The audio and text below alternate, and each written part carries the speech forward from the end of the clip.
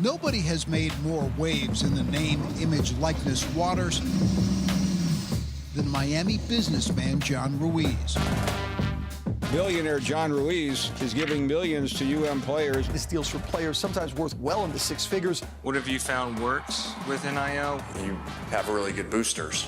That's how you do well at it. Anybody can read a lot into whatever you do. As long as you do it the right way, there's nothing wrong with it. Okay, stand by in 3, 2, and... Even as an athlete, I suffer from asthma, so... For just over a year, collegiate athletes have been able to profit from their fame. It's great to know that LifeWallet gives you that extra layer of protection. In that time, Ruiz has signed more than 115 athletes to NIL contracts, totaling roughly $7 million. More than 100 of them to his beloved Miami Hurricanes, like freshman swimmer J.C. Hinton. I think athletes are really wanting to come to the U a lot more just because they see the NIL opportunities. Before you start the commercial, what you should do is tell the other guy, you know, I'm not feeling that well today. Like that's I have a problem with people calling me a booster because I'm not a booster if I'm promoting my business. You're a booster if all you're doing is promoting the university or promoting its athletics. I'm promoting my business while at the same time getting deals with these players as it pertains to the name, image, and likeness. Ruiz graduated from Miami in 1987 and sent his 3 kids to the school, including son Johnny, a former middle infielder for the Hurricanes. Debido a fraude, violaciones de TILA, les habla el abogado John H. Ruiz. John Ruiz made a name for himself in South Florida as an attorney catering to the Latino community. Good morning, my name is John H. Ruiz and I'm the CEO of MSP Recovery. But he turned his millions into billions when his biggest business venture, MSP Recovery, went public in May of this year. The bulk of the NIL deals Ruiz strikes with Miami athletes are through his company LifeWallet, an app created in 2014 to organize users' medical records. Another interesting development this week. Floats it in.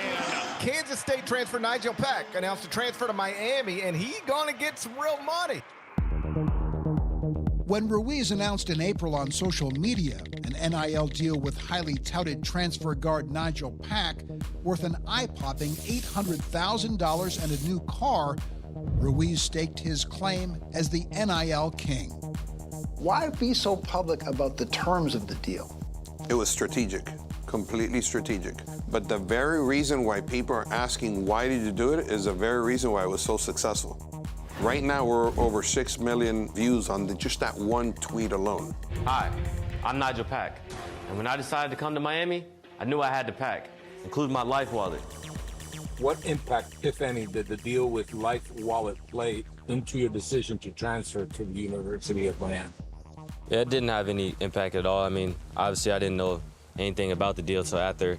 You know, there was a lot of other incentives that came into me choosing Miami, like my teammates that I was going to be playing with, like the ACC conference. There's a bunch of other things that I really cared about more than an NIL deal, so. The NIL deal with Pack got the attention of just about everyone associated with college athletics, including a certain coach in Tuscaloosa, Alabama. I mean, these guys at Miami that are going to play basketball there for $400,000, it's in the newspaper. The guy tells you how he's doing it.